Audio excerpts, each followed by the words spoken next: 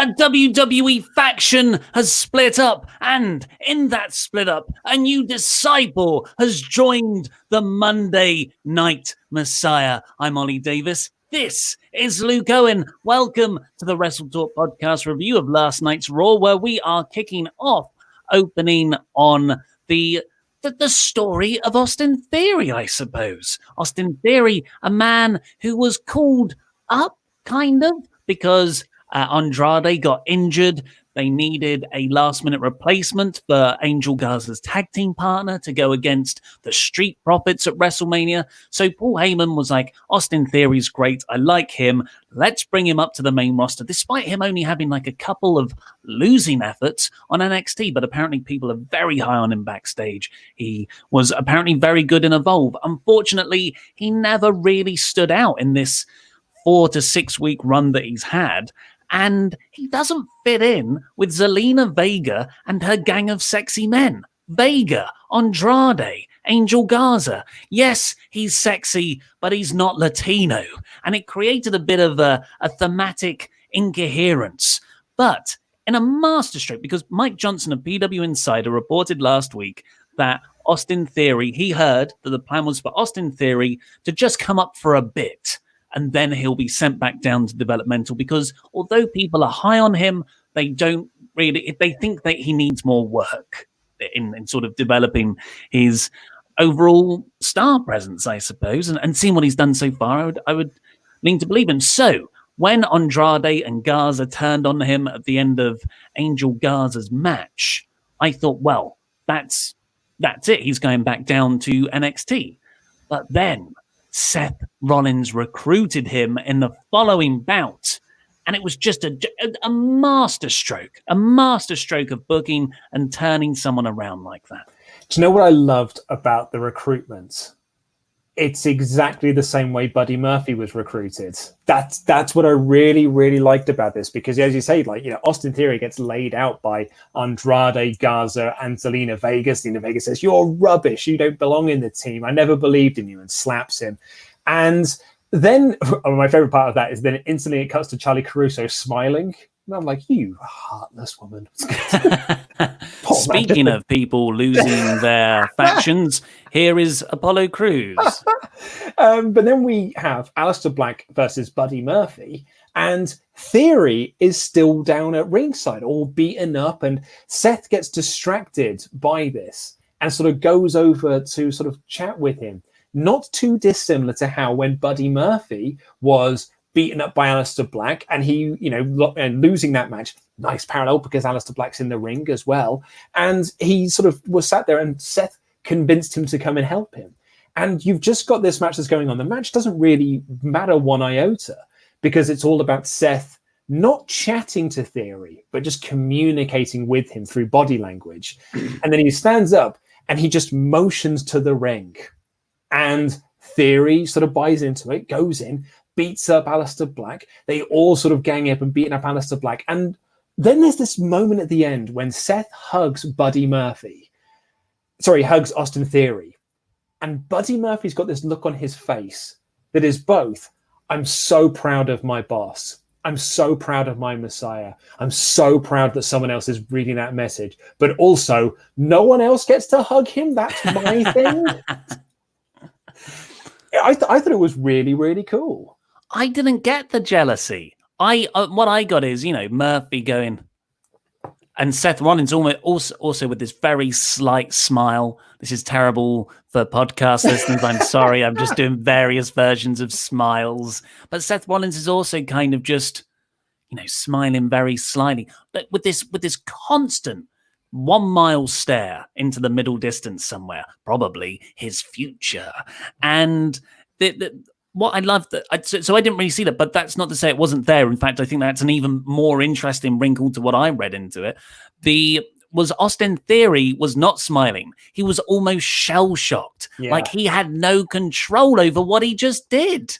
He was someone who was down and out on his luck, and a cult leader took advantage of him. It's a perfect use of Seth. It's a perfect use of this gimmick. It's a perfect, ingenious change of what Austin Theory was. And yes, this was incredibly rushed. Like, this is a storyline Theory was haphazardly thrown into this faction. 4 weeks later, he's broken up from them after barely a week-long storyline.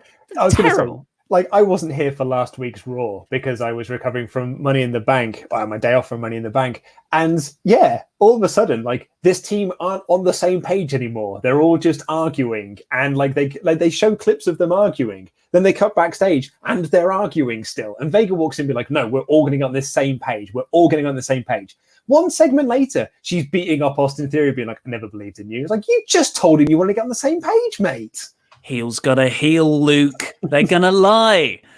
So, yeah, it's terrible storytelling. But in the grander scheme of things, Theory wasn't working. This is a much better use of him. So do you like spend a month of telling a good story that isn't actually connecting to properly write him out? Or do you just go, you know what, screw it. Let's just shake stuff up after the pay-per-view, after Money in the Bank, and get him over to this new place. I think they made the right decision. I think this is, like I've said, a master stroke in taking someone who was floundering and putting them in a place where they can flourish. Here's my wild prediction for next week. Austin Theory is going to cost Andrade the United States Championship to Apollo Crews, and you build into a tag team feud of Buddy and Theory versus Garza and Andrade, with Rollins and Vega as the sort of like respective puppet masters of both teams. Oh, I love that. I really, really love that. It is heel versus heel. And Seth does definitely seem to be building towards a feud with Rey Mysterio. That was sort of the subject of a lot of Seth's promo work. And of course, Mysterio is sworn enemies of Andrade and Garza, really. So maybe I would like that, though. I just don't see WWE doing it. They are very clear, usually about not booking heel versus heel. Maybe. But it overall, could be a stepping stone, but until Rey gets back. Yeah, but overall, I just thought that Seth's work here was fantastic. And we've seen the black glove, the black hand, as commentary put it over as before in the contract signing segment with Drew McIntyre ahead of Money in the Bank. I think that's the only other time I've seen Seth in the full black suit with the white shirt and the black glove. Great look. But here, it's such a really neat detail for what this gimmick is supposed to do, because when you shake hands with that black hand, that black glove, when you take that offer, you're doing a deal with the devil. He might say he's the Messiah. He might say he's this angelic force who can save you, but he isn't. He is, you're going to take a lot of losses for him. So I just thought, just cult-wise, Seth is one of the most exciting characters in wrestling right now, and he's bringing more and more people into it. As much as we love AOP, and I really, really do, I think they work for when they were Seth's bodyguards, when Seth was a bit of a chicken S-word heel. Yeah. But now, this is actually a more coherent execution of their concept. And it's funny because, so we had a lot of messages when Seth had started up this little faction. We had a lot of messages from people saying, like, do you think they could add this person? Do you think they can add this person? Do you think they can add this person? And I said a lot of times that I don't think you want to add more people to this team. Like, you don't want it to become NWO. You don't want to become too crowded. However, but because AOP haven't been around for the past 2 or so months, now is the time to add another, Seth's faction has fallen apart because Buddy wasn't with him for a month or so because during all the taping schedule they were doing. So it doesn't this now feels like a restart to the group of sorts. So recruiting a new person is a brilliant way to just kind of hit a slight reset button on this, because AOP doesn't really feel like part of the team anymore. But when they come back, maybe they will. But who knows where we're going to be by the time they come back. Well, let's see what you guys think in the super chats. Get them in now and throughout the show, because we will read them all out. And of course, press the thumbs up button. Leave a comment if you're watching the on-demand version of this, because we have Alistair Gammond with the new name of this group. I'm just going to say it. It's great. Seth Triangle. It's good. It's good. We've got a winner. Ding, ding, ding, ding, ding. Of course, now Adam, Laurie, Andy, Pete, they're all going to go, but Seth Triangle's a rubbish name. Stephen Prasad. Didn't Ray want a Latino group? he should join Zelina's? Yeah, I suppose. I mean, I think Ray wanted to run it. Yeah. I think Davis has left us for a moment. Oh no! Right, well, I will carry on. Gabriel, I'm back. Oh, he's back. There he is. He's back with us, folks. Oh, I thought I was going to have to run the show on my own for a second there. Oh, that was panicky times, mate. Panicky times. I've got my arms are sweating. My knees are weak. Arms are heavy. Mum's spaghetti. Exactly. But yeah, I was just saying, Gabriel Reyes said, with all the yelling Seth has been directing at Buddy recently, I totally picked up on Buddy being slightly jealous, excited to see what happens next. Yeah, I don't want Buddy and Seth to break up. I didn't mention Buddy's. I don't know if he's had this before. If not, I didn't notice it until now. Stained glass sleeves. Yeah, it's nice, isn't it? I feel like those are new. Hand thing that he does as well. And Anton H says, do you think Seth's gimmick is over, or that it's a death gimmick like Meltzer, like Alvarez and Meltzer? I can usually see where Dave Meltzer and Brian Alvarez are arguing from. And, you know, they are both brilliant wrestling minds. So I wouldn't discount their opinion. It's very rare where I cannot see their point of view, because I think this is one of the best gimmicks in wrestling, but they routinely say it's awful. Really? I mean, I've not listened to Observer Radio in quite. That's bizarre. I know. Like, it's so good. It's so good. It's multi-layered. Seth's performance of it is just tremendous. So I don't know. I don't know where they're coming from. Yeah, no, I don't know either. Ms. Fitz says, Austin Theory was thrown out of Zelina Vega's gang of men, but was saved by Seth and his slightly smaller gang of less attractive men. That's the name of the faction. Seth's slightly smaller gang of less attractive men. Vandellian 1998, is there going to be faction war now? Why don't you get your dream, Davis? I don't think so. It's heel versus heel. And very lastly, for now, from Davala, who said, where does this leave Alistair Black? I mean, I've been asking that since he joined the main roster, to be honest. I've actually just been going back to November 2019 for a project that I'm working on. And Alistair Black is cutting those like cupboard promos. And I was like, how bloody long was he cutting those goddamn cupboard promos for and going nowhere with them? And like, yeah, what next for Alistair Black? I've kind of given up at this point. Just over a year ago, he was in a tag team with Ricochet. Yeah. Let's get on with we'll get your super chats keep coming in. We'll get to the rest of them at the end of the show. Now we're going to go through the full play-by-play of Raw. Also, set your reminder for Quizzlemania 8 tomorrow, because we will have Inside the Ropes' Kenny McIntosh. Oh my God, I'm going to get destroyed. he's literally he's Scottish Wikipedia. I'm going to get absolutely slaughtered by him. And that's you versus you, Luke, reigning champ, Andy Datsun, and Pete Quinnell. Smooth Pete. Pete. Smooth Pete. Smooth Pete, yeah. It's going to be a race to the bottom. So this episode of Raw started up with an emotional recap of not just Becky's announcement last week, but sort of a fantastic video package. WWE are very good at putting these together, of her whole career over the last year so far. Yeah, it was a really, really lovely video package. I'm kind of gutted that I wasn't actually here for last week's episode, because what a great announcement, what a great moment. So happy for both of them. It was really, really lovely. Yeah. Then the main show opened on how we ended the last episode, which is Charlie Caruso in the ring, looking straight down the camera, saying to us that Orton versus Edge will be the greatest wrestling match ever. You mean? That's not the official match graphic. That is straight from WWE.com for podcast listeners. It is a photo of Edge and Randy Orton, and it says the greatest wrestling match ever. That is official artwork from WWE.com. That's the tagline for it. The tagline for the match, the tagline is it's the greatest wrestling match ever, which leads me to believe that Orton's just going to hit him with a chair at the start of the match to screw over the fans from getting the greatest wrestling match ever. There's no fans there. Viewers at home, then. The clickety-clacks of tweets.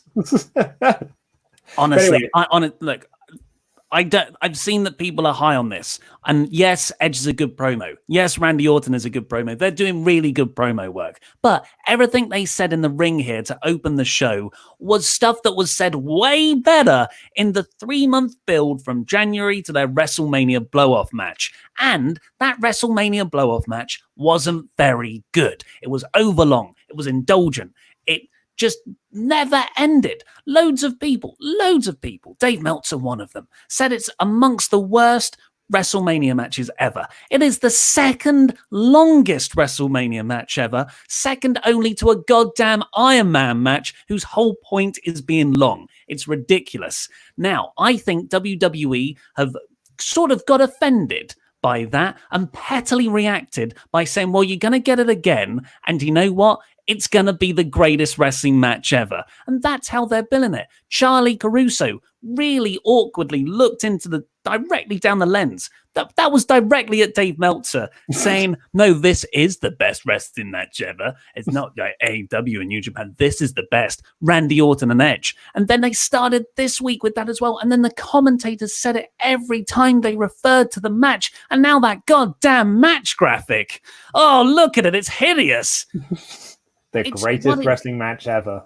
What it does is it sets impossible expectations. Edge has wrestled once in 9 years. Randy Orton is 80% boring. They're not going to have the greatest wrestling match ever. So it's just going to make them look bad. It's going to make WWE look bad for even thinking it could come close to something like that. I hope it is the greatest wrestling match ever, but I don't think it will be. As I said, I think this is going to be Randy Orton doing some shenanigans to screw over the fans, get that heel heat. Because, like as you say, if they are going to try and just have a straight match, you've set yourself an impossible bar to get over. And the comparison I always come back to is, do you remember that GoldenEye game that came out on the PlayStation 2? It was another GoldenEye game. But it wasn't a direct sequel to GoldenEye for the N64. It just had the GoldenEye name. It was a James Bond shooter, right? And if it had just been, it was actually quite a good game. It was a pretty good. It's like it's basically the best James Bond multiplayer since GoldenEye. But because they called it GoldenEye, because they wanted to, reap the benefits of being called GoldenEye, it just drew comparisons to GoldenEye, where you were like, I mean, yeah, it's good. It's not as good as GoldenEye, though. Like, it's not as good as the other GoldenEye, but it's still pretty good. If it had just been James Bond shooter, it would have actually stood on its own 2 feet. So I think calling yourself the greatest, it can't possibly be a wrestling match. Otherwise, they're shooting themselves in the foot. Also, they can't compete against this. Oh, wow. Is that on the that's okay? I've got it now. I've got it. That's what I made up myself. It's do you want to explain it for podcast listeners? Yes, yeah. It is a match graphic for Alicia Fox versus Melina, the Cameron's greatest match of all time, which Steve Austin was very upset about. We can play clips on this show. Can we get that little clip of Stone Cold reacting to her announcement? It's just this. It's this moment.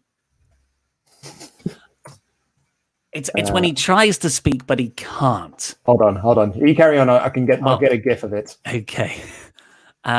So can we not have the audio as well? I'm sure it'd be fine. You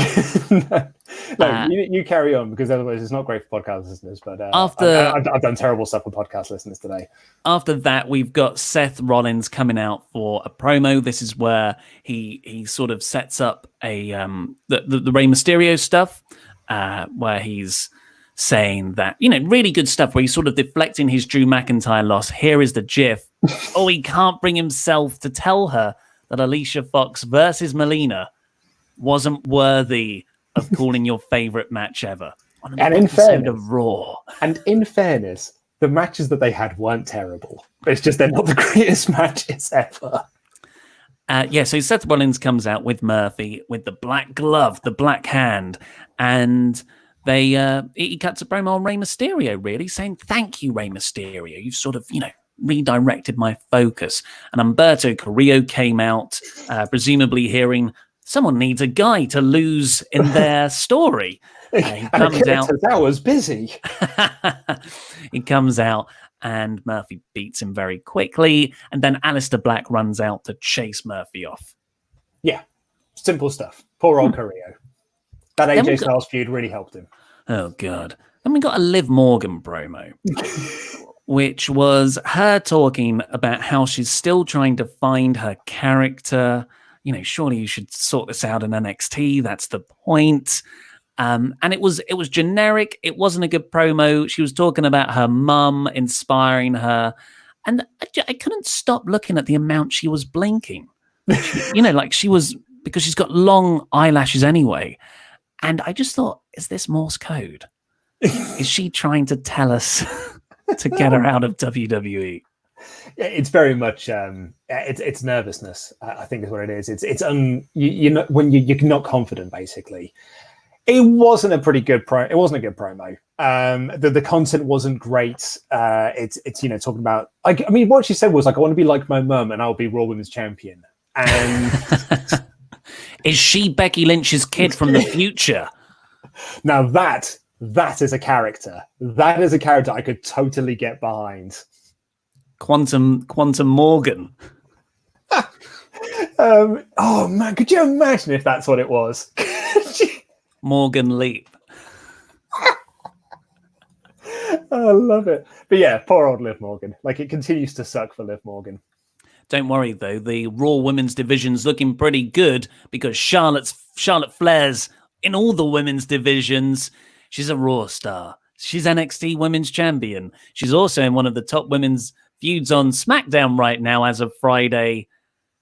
It's the Omni Flair, folks. Yeah, and, we've had some people email in being like, guys, you clearly aren't watching NXT. She's definitely a heel. Her whole shtick now, and the commentators put this over, babyface commentators say, she's the hardest working woman in sports. They think she is a babyface. And we're not saying that she is a babyface. She is 100% a heel, but the company presents her as a babyface, and that's what makes it very confusing. I think NXT and the people who make the decisions there are smart enough to know she's a heel, but they now have to play ball with the main roster's toys. So they're doing the best they can to work heel Charlotte Flair into their sort of picture. Whereas Raw and SmackDown, yeah, like you said, just see her as a babyface. And she is so unlikable. And that's not her as a person. Remember, I'm not saying Charlotte Flair is unlikable as a person, but her ring presence, just like The Miz, where The Miz just has this natural heel tendency. That's a great thing to have as a wrestler. It means you're very, very direct in what you can convey. That's what Charlotte Flair has. Yeah, and then she had a match with Ruby Riott, which she won very quickly. Do you want to hear a fun little fact here? Go on then. So Ruby Riott made her return this year in February. I believe she came back. Would you like to hear her match listings since she came back? Yes, please. Here we go. 2020 March, 2nd of March. Liv Morgan defeated Ruby Riott. She was then into the Elimination Chamber, where she was beaten by Shayna Baszler. Into April, she was beaten by Asuka. Then she was beaten by Liv Morgan. Then she was beaten by Kairi Sane on main event. Then she was beaten by Liv Morgan. Then she was beaten by Charlotte Flair. And then she was beaten by Bianca Belair on main event. She hasn't won a singles match since she came back. Not just a singles match. She hasn't won a single match since she came back. Yeah, it's unfortunate because she's really, really good.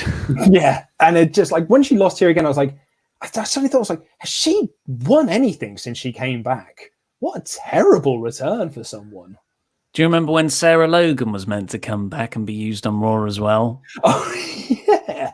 I guess that's not amounted to anything. Yeah. It's a work, brother. Yeah, speaking of Sarah Logan, that was an unintended segue. The Viking Raiders and the Street Profits had round 2 of Anything You Can Do, I Can Do Better. This played out throughout the episode in a variety of skits. Some were actually really, really funny. Some of the bits I was genuinely laughing.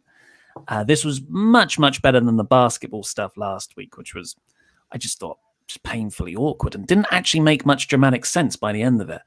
But here we had the Viking Raiders. The Street Profits going to meet the Viking Raiders at this sort of LARPing convention where everyone's dressed up in LARPing as well. In Viking regalia with the tents and the fire, and they're going to do some axe throwing. I did laugh when they said, "You keep saying you want the smoke, so we've brought you smoke. It's a fire." Yeah, well, at one point they said, "Oh, we've brought too much smoke. Let's take a few logs off." And there was some like really, really funny bits where Dawkins is going to throw the axe, and he starts going off at loads of different people, distracting him. And he says, "Even the horse is clowning me around." And it cuts to this horse that's right next to the board where they're throwing and stuff. And it was this really surreal humor. Like, it was WWE has done this a bit since going no fans. They just decide to make Adult Swim content every now and again. and this was one of them. There's some great liners in here. Dawkins goes, "This is nothing like Thor." Yeah. My line was when Ford's got it and he starts to do some like golf swings. He's like, "I need to get my Tiger Woods on," and Hanson just goes, "A tiger in the woods? Where?" It's just goofy, funny stuff. And just like when they have the final skit or the final match, really, with the axe throwing, it's time for the games to begin. And it goes down this like row of Vikings, and someone steps into the middle of them. They've got a giant horn, and they just go, and it cuts. It was really, really weirdly good. Yeah, but none of them were social distancing. Yeah. It's outside. I'm sure that's like a carte blanche, right? But it didn't work on a multitude of fundamental levels. All right. So I was thinking about this. I'm not a comedian, right? I'm not a comedian. I'm not a funny guy. But I do know in comedy there is a thing that is called setup and payoff, right? And the whole setup of this is the same as last week's one, which is that the Viking Raiders pretended to be rubbish at basketball. So the Street Profits think that they're better than them. And it turns out the Viking Raiders are actually good at basketball. So they sort of show them up a little bit. Didn't work last week either, but like that's what they were going to do here again. So Viking Raiders are wicked at axe throwing. They're getting bullseyes all the time, getting loads of bullseyes. The Street Profits are missing them, wildly missing them, going all over the place, going nowhere. And then when it comes down to the final one, a police car shows up and the police get out because they've got an axe through their windshield. So they come out to be like, "Who threw the axe?" And the Viking Raiders point to the Street Profits and say, "It was them. They did it. Don't want to be in trouble with the law. They're the ones that threw the axe." And so Dawkins proves that it couldn't have been them because he's awesome at axe throwing. And he throws the axe and he hits a bullseye, right? Okay, you think, cool. So the punchline now is that the Street Profits get arrested because for whatever reason. But they don't. The police officer just says, "Don't throw axes. You're cute. Not so much you," and then leaves. There was no payoff to any of the setup. Even the basic version of that setup where, the Street Profits are good at axe throwing. They reveal that after losing the match. That doesn't work. We said that last week. They did the same thing last week. It doesn't work. I got really excited when the police car turned up because I thought we were going to get a Holy Grail. Because it was so bonkers. I thought we were going to get the ending of Monty Python's Holy Grail, where that just, you've got, it's all set in this medieval, not medieval, it's it is medieval. Yeah, it's Arthurian times. Yeah, Arthurian times. And at the end, when they're just about to get the Holy Grail and the final castle, the police turn up and arrest everyone. It's just, I think that came about because they ran out of money or some silly thing. That's why they don't have horses. They have That's all they can afford. But I thought they were going to do that, but no, the only way I can describe this seems like someone came in and rewrote what they thought would be funny, but they don't actually have a sense of humor themselves. Because this is such a basic misunderstanding of what comedy is, and quite a juvenile approach to that. It seemed like a 13-year-old wrote it, but take out all like the sort of penis jokes, I guess. I don't know if Vince suddenly got in the cutting room, but this, I don't think this came from the Street Profits. It didn't really work in the end. Although there were some funny moments in there, particularly with the Viking Raiders, and kind of like the sort of juxtaposition of the two acts opposite each other. I don't think it didn't work in the end. Do you know what does work in the end, though? Kairi Sane playing the recorder. Because I'll be honest with you, that's what I wanted this whole podcast to be about. I could talk about this for an hour, because this is Edge and Christian with a kazoo. This has the ability to be one of the most over things in the company. It's an Asuka celebration. It's Asuka's championship celebration. Sane introduces her friend and partner. She's 100% turning on her at some point. And she hands her flowers. And she shows all the things that Asuka's won, like the NXT Women's Championship, the SmackDown Women's Championship, the Raw Women's Championship. She's a Grand Slam champion. Asuka dances. So Sane produces a recorder and starts playing Asuka's theme song on the recorder. And Nia Jax comes out to ruin it all. This was amazing. Sane is amazing. And Asuka's amazing. I loved this. Yeah, and you've got to think if that is the long-term direction. I read a report today that Asuka kind of had to turn face when they realized Becky was going. I don't think that was always the plan, but they were setting up Nia Jax, Shayna Baszler, all for Becky, who's a babyface to face, babyface to fight. So now that they're without whatever Charlotte is, guess she's the top face. So they've had to turn Asuka, but yeah, the best feud. I mean, Shayna Baszler versus Asuka. My God, that is a clash of the former dominant NXT champions. That is mouth-watering.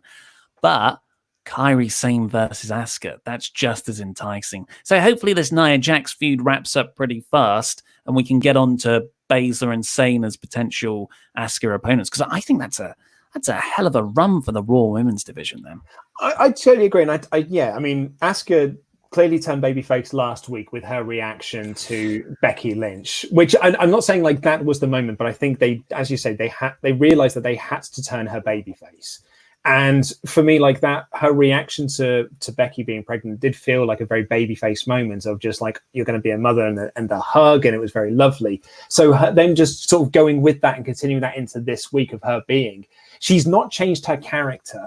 She's just a good guy now with the same dancing comedy stuff. So that's great. And I think she'll be a fantastic... She always should have been the top person in the division anyway, because she's so good. And I can see them going through Nia Jax, getting that over and done with, and then Kairi turning on her out of jealousy, because Kairi has been the rubbish bit of the Kabuki Warriors, effectively. She's not the one who's winning anything. She didn't get into Money in the Bank. She's the one who keeps losing, apart from Ruby Riott, obviously, because everyone beats Ruby Riott. But yeah, so her turning on Asuka just makes complete sense. Kabuki Warriors implode. Those two face off against each other. And I think that would be a really great feud for them. Yeah, and we've got the specter of Kairi's contract expiring soon, and the reports that she is kind of keen on leaving the company. But that was before all of the stuff happened. Maybe she's changed her mind since then. But the Nia Jax, in turn, was also presented a lot more heelishly. I think since she's returned from injury last month, she has been booked as a monster. Not really a heel, not really a face. She's just a monster, dominant, big person. But now I think she was overtly heelish, because she started running down Asuka as a placeholder. And, she attacked Kairi backstage later on, which Asuka chased after Jackson, threw her on the ground. I did laugh. I'd actually an unintentional laugh so they have the celebration with Nia Jax and sort of send her packing. And then Asuka and Kairi are celebrating again backstage with Kairi Sane playing her recorder. And they sort of split off. And in the background is just Nia Jax watching on. It was so goofy, it really made me chuckle. And then I hated her so much for beating up Kairi Sane playing the recorder. So in effect, they've turned Kairi Sane babyface as well, turned her back face. So yeah, I mean, I felt babyface sympathy for her being beaten up in her recorder. So I think they're a babyface act again until Kairi Sane turns heel. Then we got R-Truth versus Bobby Lashley. This was mostly to sort of continue MVP's courting of Lashley.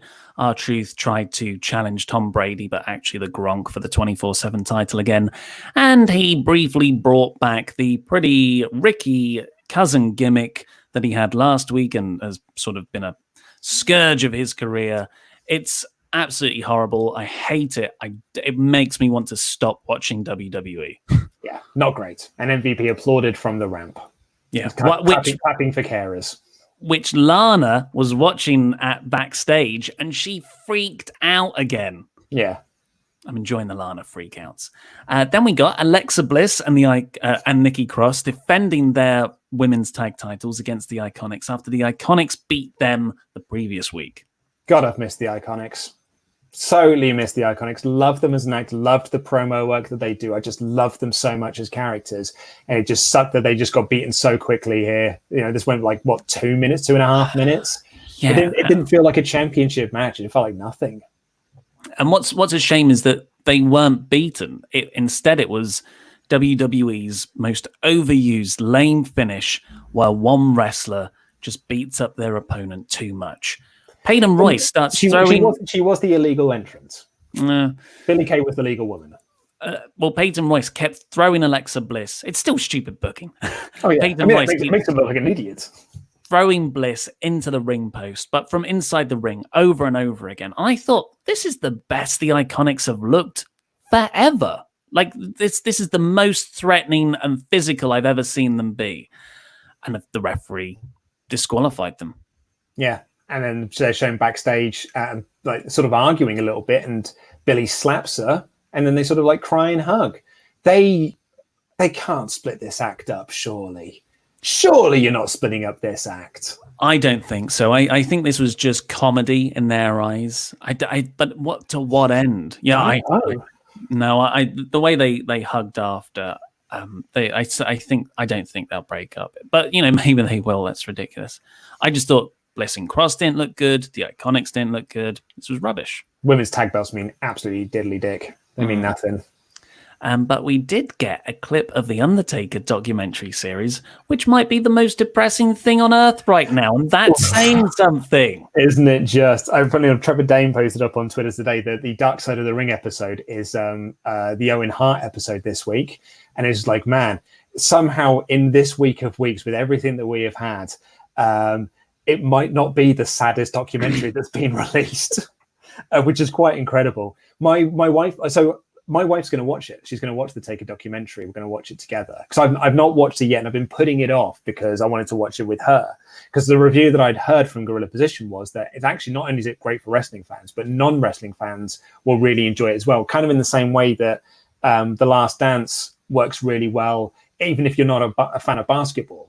The story is just so compelling, and the characters in it are so compelling that you get really sucked into the drama of it. And I'm not the biggest sports fan in the world, but I did love the Chicago Bulls in the 90s because everybody did. I played NBA Jam. I played as the Bulls. And I've loved that documentary series on Netflix.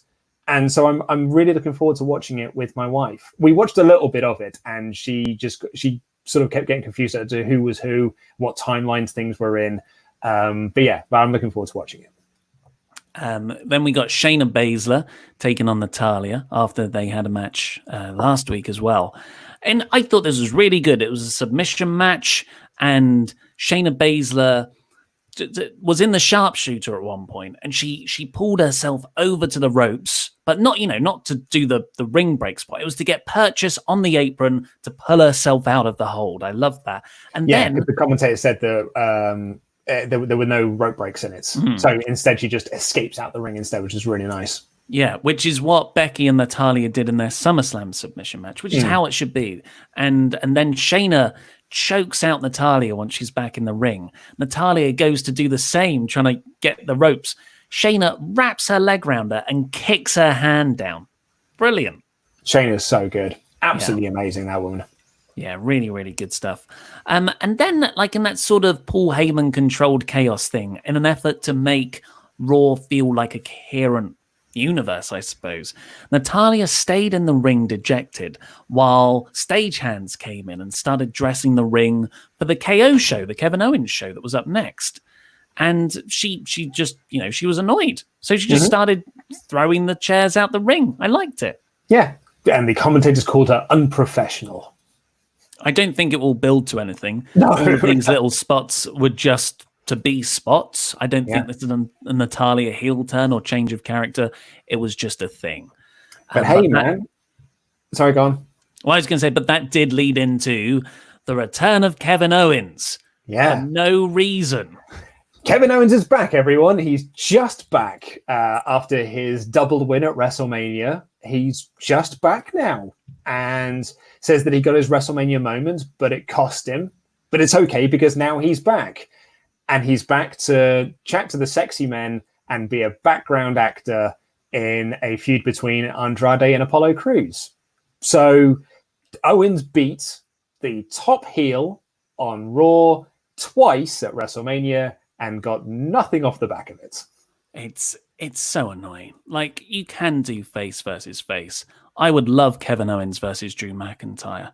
Why can't? Because when you have KO return in this way, it just slots him at a certain bit. Oh, this is this era of Kevin Owens. Okay, he's a mid-card guy now.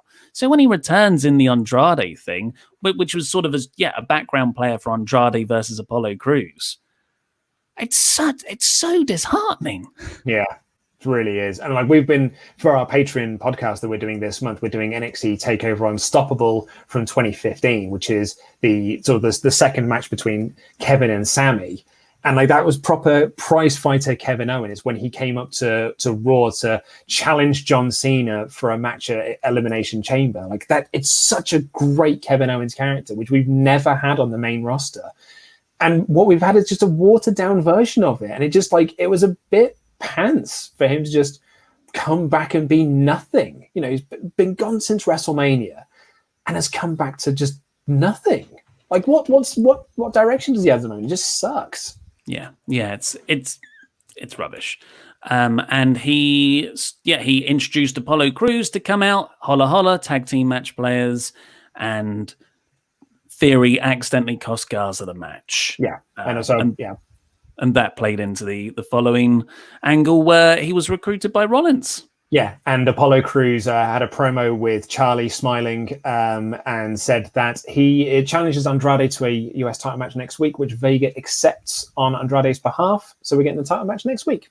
And in the mix of all of this, Alistair Black took on Buddy Murphy. Yeah. You wouldn't know it because the camera was focusing on Rollins and Theory. I'm fine with that. We've seen a lot of Black and Buddy matches. I think they've got one of those really nice everlasting feuds. So that was just background dressing. I'm sure we'll get to see that again soon. But the main event was Drew McIntyre versus SmackDown's King Corbin, who lost last week on SmackDown, and so he can then face it up against the WWE champion. So good pull there, guys. Good win for the mid-card vortex implodes. All we needed out there was Dolph Ziggler. Yeah, because I'm sure Bobby Lashley was in Shane McMahon's little mid-card of evil as well. So they've all together, they've all been part of a mid-card vortex. The mid-card of evil is like the NWO. I've lost track of how many people and versions there are. But this match, I love Drew. I love Drew. So good. He's just great. And I was, it started off and I thought, King Corbin, maybe this will be Drew's first just okay match as a champion. But my God, did he hook me in? There was what I really love, and I don't think I've picked up on it before, is Drew saves those near falls. Yeah. He is not going to give you a 2 point, almost 3, unless it's your finisher. Like even signatures and stuff get just over 2. There was one bit where Baron, hit a few moves, and in the WWE template of things, that's a near fall. Nuh-uh, kick out before 1. And Baron was like, "What?" It was an awesome moment. Yeah, it was really good. Like you're right. He knows how to save the near falls and and because he kept kicking out at 1. Like he would Baron would do a move, he would kick out at 1. So when he then hit deep 6, it felt like an actual near fall. Totally agree. And that was a really nice counter as a Claymore into a deep 6. Yeah, really, really stuff. And then Drew, they sort of like did a couple of more reversal things, and Drew hit the Claymore from out of nowhere for the Min. Really good main event. Really liked it. Really good, and it was there as a match. But the big thing was who came out to watch on from the stage. Bobby Lashley with MVP The as his Beatdown Clan. manager. Yeah, Beatdown Clan are back together again. Oh my god, I forgot about that. So this is great. Lashley is finally in WWE, getting the gimmick he should have had from the start, which is walking Armageddon from TNA. He's an ass kicker, not a family man, not Lana's husband, not someone with 3 beautiful sisters. He's a guy who can murder you.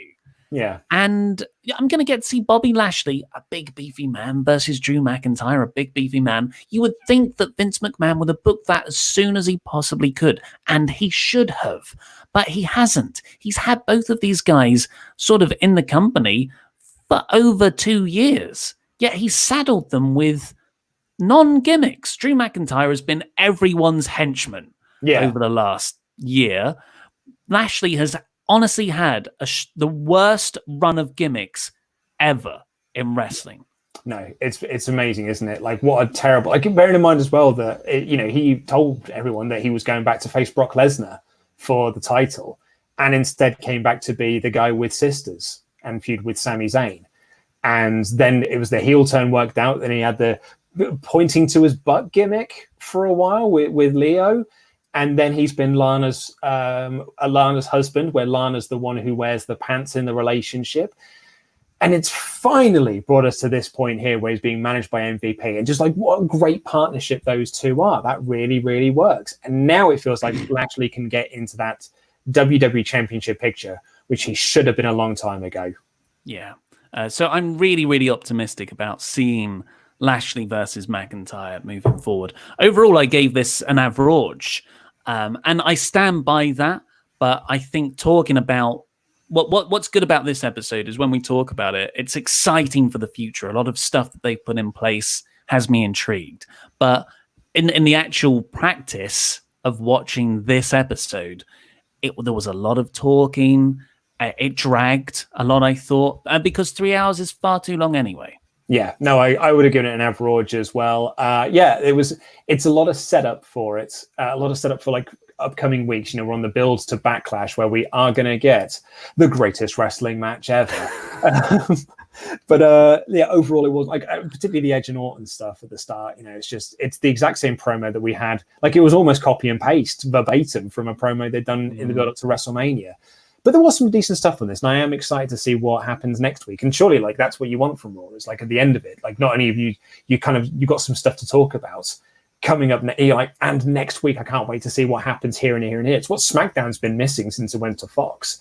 It's just been there, and there's no impetus for you to tune in the following week, which is why they've lost half their viewership. Well, let's say thank you to the people who have stuck with us, our wonderful pledge hammers on Patreon, $25 a month or more backers. Let's give you some cheap pops, harder than its bite. Sean Barksdale. Oh, nice. Yeah. Yes. Bark of the dog. The mayor of Painesville, Dan. Thank you, Dan. Thank you, Dan. Robert Spencer. Period. Nice. Very nice. Always leave the crowd wanting Brian Moore. Thank you, Brian. Liam Millsummer Murders. It's very much a UK reference for Midsummer Murders. Moving sideways, Kieran Crabtree. Like a crab. New kid on the block, Ben Newcomb. Oh, it's very much. For one and only Gabriel. Juan. You'll never get this name right, you idiots. Matthew Zimjewski. Good effort, mate. Good effort. Vito Ventura, Pet Detective. Thank you. Mr. Patreon number 1000, Mike Perry. Wow, nice. Very good. And lastly, we're going on a Brian Huntley. Thank you very much. Everyone else, I implore you to become a pledge hammer on Patreon now. It's the easiest way to directly support us. The other way is get your Pile Drive COVID-19 shirt at WrestleTalkMerch.com. Buy it now. Beautiful t-shirt. The best way, however, though, is to go to Patreon and become a pledge hammer there, because you get loads of exclusive content like mine and Luke's NXT Unstoppable 2015 review that we're recording right now, and it will be up later this week. Do you know what else is a good way to support this channel? Heading on over to WrestleTalk.com/support and getting your messages in. I should have had the thing up for that. Hold on. I've got it. That one there. Right there. Yes. Like this guy, Nate Drop surname. Wasn't the Omni Flare a summon spell in Final Fantasy VIII? Really hope it ends up with Black versus Rollins, with Black going over. That match would be fantastic. Yeah, that'd be really cool. So let's get through the super chats before we get to the top of the hour. On the faction split, Cable Allen, coming from Seth Rollins, is not cool guy. He's the sign guy. I knew I recognized Cable's name. This character is great. I still ain't rooting for him, and he still isn't cool, but he's doing great. What the F, Meltzer? Yeah, I don't agree with Dave on that one. Jake C. Seth Rollins' group is basically the Dark Order. I don't think so. No. I think there's a much more religious aspect to this one, whereas the Dark Order has always been more of a, I don't know, it's got a different tone to it. Yeah. It's more culty. I've seen someone say actually that the WWE are doing a better version of the Dark Order than AEW, which I don't know if they agree with. I think they're very different things. Jory Covington, I loved the Rollins Theory angle. That ending with the hug. Theory at first shocked, then full embrace like a father-son hug was so good. Plus, Buddy's facial expression was perfect. Yeah, totally. On the subject... Oh, sorry, go on. Oh, no, you go. On the subject of Randy Orton and Edge, the Adnap2 said, remember when WWE banned the word wrestling? Way back when. Oh, yeah. Dartrain24 said, I'm more likely to believe that Hornswoggle is in the best match ever than Orton being in one. He just doesn't care. Well, Hornswoggle has an excellent match with El Torito. Yeah, we'll see. Yeah. Glass Frame on sort of Raw Miscellaneous said, when Nia's music hit, I was oddly disappointed that Wonder Rolly didn't come out. One day, Glass Frame. Gabriel Reyes, new Quizzlemania category. Ruby Riott wins, reverse chronological order. Oh my God. That's tough. Dances with AK. Yeah, because because before she got injured, she was doing stuff with Ronda, right? So like there were no wins there to be had. Oh, that's tough. Dances with AK-47 says, Quantum Morgan, yes, please. They reveal she has schizophrenia and she thinks she's Becky's kid from the future. Starts calling Seth daddy. It got dark fast. QT25 said, I told you last month that WWE's big plan was to have Charlotte on all 3 shows so we can get Charlotte 3 belts, but you guys said that would never happen. Well, Charlotte is now on all 3 shows. Long live the Queen. I'm not surprised she's on all 3 shows, but I still don't think they'd put all the titles on her. Not at this point. Deval says, actually thought Baron was really good in the main event. The deep 6 counter was class. Drew's line, you think I'm a dumb follower? Love him. I thought, I really enjoyed Baron. I thought Baron had some good stuff in that main event. Yeah, when he's got the right style of match, because his moveset is so good. And it was quite a big move back and forth match, very Heyman-esque. So yeah, he did very well there. The bad one, Ryan B. Bad. Happy May 19th. Just don't tell Kane. May 19th. Ooh. See no evil.